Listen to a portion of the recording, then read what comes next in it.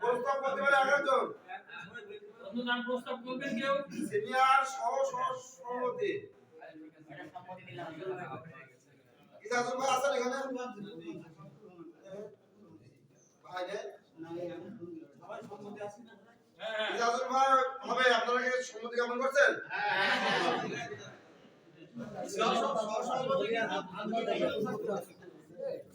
Senior সহ সভাপতি আগামী থাকবে সিনিয়র আছে। আমরা 5 জনের নাম প্রস্তাব করব আজকে। আপনারা কি একমত? সাধারণ সম্পাদক নাম প্রস্তাব করুন। সাধারণ সম্পাদক সব আপনি বলেন না ভাই। সাধারণ সম্পাদক হিসাবে আপনারা নাম প্রস্তাব করেন। কে হতে চায়? কে কামরুজ্জামান সোহাগ ভাই? এই যে কামরুজ্জামান সোহাগ ভাই নাম প্রস্তাব হয়েছে। আপনারা কি সবাই একমত? হ্যাঁ একমত আছি।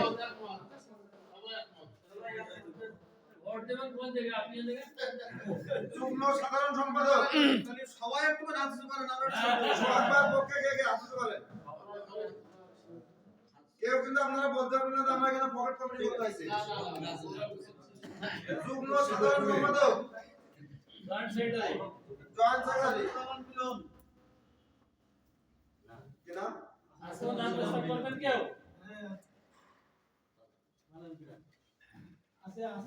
দুজন মিলন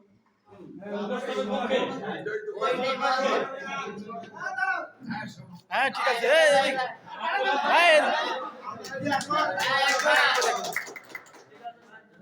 চারজনের লোক আগে আছে একজন সাংগঠনিক সম্পাদক, তার অনেক গুরুতর দায়িত্ব।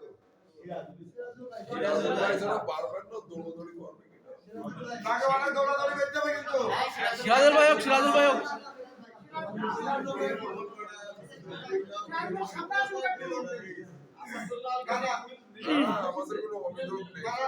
এখানে একাধিক নাম আসছে। বলতে পারে কেউ থাকলে প্রস্তাব দিয়ে প্রস্তাব দিতে পারেন আপনারা সাংগঠনিক সম্পাদক। আমরা সিরাজুল ভাই আছে। সিরাজুল ভাই সিরাজুল কজন আর মিলন কজন? না হয় রাখেন না।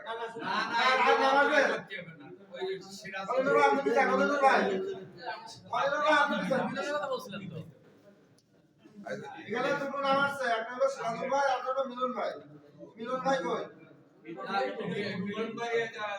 আর সিরাজুল ভাই কই? সিরাজুল ভাই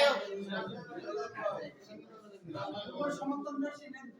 আচ্ছা সিরাজুল ভাই থেকে হাত কিছু করো তো আপনি সাকি? সিরাজুল ভাই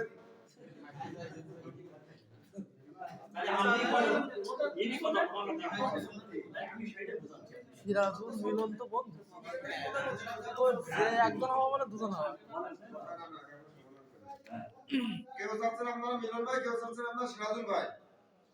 মিলন ভাইকে কখন কয়জন চান বলেন? সিরাজুল ভাইকে সিরাজুল ভাই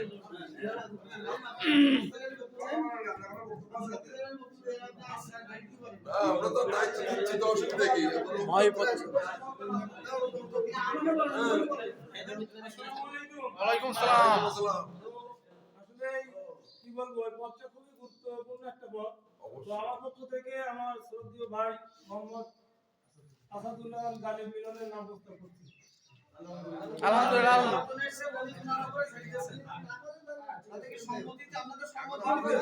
হ্যাঁ সম্মতি আছে। সিরাজুল ভাই সিরাজুল ভাই তো দেওয়া হয়েছে।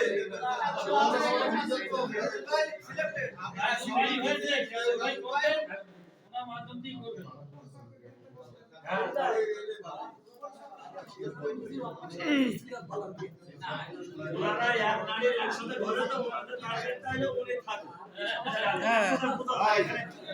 আমার এখানে একটা প্রস্তাব আছে, আমি একটু বলি। সিরাজুল ভাই মিলন ভাই নিয়ে হচ্ছে না, এখন সিরাজুল ভাইও যেহেতু ইয়ে করতে যাচ্ছে, আমরা ওই সিরাজুল ভাইয়ের একটু করে মিলন ভাইয়ের সাংগঠনিক সম্পাদক করি, সিরাজুল ভাই সহ সাংগঠনিক সম্পাদক করি। তাই হোক, তাই হোক, তাই হোক, তাই হোক।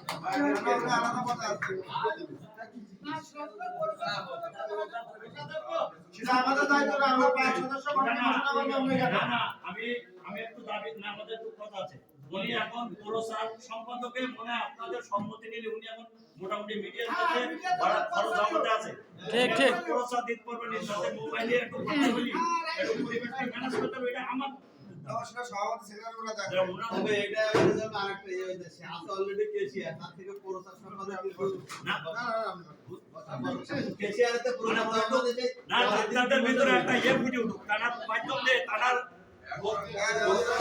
কেশিয়ারেতে পুরস্কার দিলে পদের দিক থেকে ডিমোশন হয়ে যায়। উনি এখন মোবাইলে মোবাইল কোনো বিষয় না।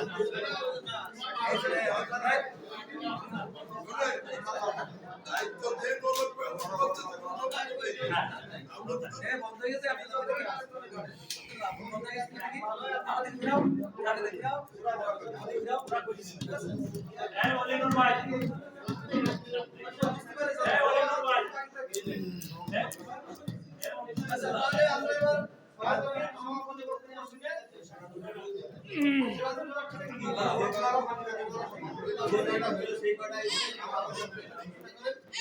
সভাপতি সভাপতি বক্তব্য দিয়ে আমরা আজকে কমিটি নতুন কমিটিকে আমরা স্বাগত জানাবো। সভাপতি হলো এটা, সভাপতি বক্তব্য দেবে। তার আগে আমি এখন যেটা আলোচনা হলো একটু রিভাইজ দিই। সর্বসম্মতিক্রমে এটা চুপ থাকি। সর্বসম্মতিক্রমে ৮ নম্বর কেরানীকাটা ইউনিয়নের সভাপতি হিসেবে নির্বাচন হয়েছেন আগে যিনি ছিলেন গ্রাম ডাক্তার মোহাম্মদ ওলিনুর রহমান। সর্বসম্মতিক্রমে সিনিয়র সহসভাপতি হিসেবে নির্বাচিত হয়েছেন ইজাজুল হক, ডাক্তার গ্রাম ডাক্তার ইজাজুল হক। সহসভাপতি এনারা আরো কয়েকজন বানিয়ে নেবেন এই ৫ জনের থেকে। এবার সাধারণ সম্পাদক সর্বসম্মতিক্রমে হয়েছেন গ্রাম ডাক্তার কামরুজ্জামান সোহাগ এবং যুগ্ম সাধারণ সম্পাদক হয়েছেন আসাদুজ্জামান মিলন।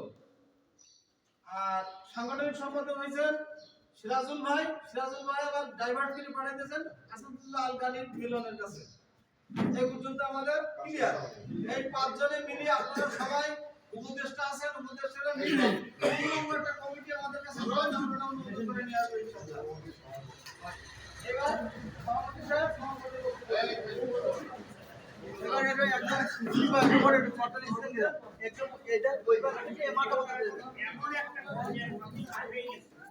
ভাই এক মিনিট আমি সবাই বসি। ভাই আমি কিছুদিন আগে কলকাতায় একটা রুগী নিয়ে গেলাম। রুগীটা আপনার পিজি হসপিটালে নিয়ে গেলাম। পিজি হসপিটালের থেকে আমাকে ১, ২, ৩ এইভাবে ৯ জন ডাক্তার দেখানোর পরে ১০-এ যখন গেলাম, একই ক্লাসের ডাক্তার, সব নিউরোমেডিসিন, নিউরোসার্জারি, ওনারা আমাকে একটা রিপোর্ট করতে বলেন। এখন ওই রিপোর্টের লাস্টে লেখা আছে ৩ মাসের এপাশে রিপোর্ট বেরোবে। তখন আমি খুব টেনশনে পড়ে গেলাম যে আমি নিজে করি ডাক্তারি, এখন বয়স হয়ে গেছে। তখন এমন ছিল যে আমার সকালে দুপুরে খাওয়া হতো না, এত রুগী ছিল। আর এমন কোনো দিন নেই যে ৪-৫টা রুগী যতক্ষণ না পাঠায়। যাক, এবার কলকাতা থেকে যখন বললো তখন আমি কি করি, তখন একজন আমাকে বললো ভবনদারের কাছে আরে বললাম সেবা করে। হাঁটতে ১-১.৫ মাইল গেলাম, এত বড় কিছু আসতো। এবার গেলে উনি আমাকে দিলেন যে আপনার এই পরীক্ষা করতে হবে, কি করবেন? ৩ মাস লাগবে ডাক্তারের কাছে। আপনি পরীক্ষা কি করে করা যায় প্রায় আপনি বের করতেন। আমি বাংলাদেশ থেকে আসি, আমার পরিষ্কার কথা হচ্ছে এই কি করবেন। ওনারা আমাকে খুব কষ্ট দেওয়ার পরেও বললে আপনি ওই ইয়ে করেন শামসুর রহমানের কাছে।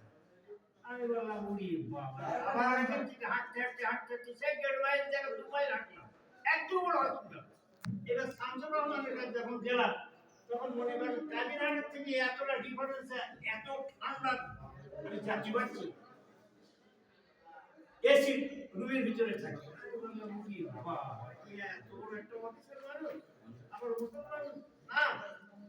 আল্লাহ করতে সোজা দরজা খোলা আছে, ঢুকে পড়লাম। আমি তো দীর্ঘদিন অভিজ্ঞত ডাক্তার, আমি ঢুকে পড়লাম।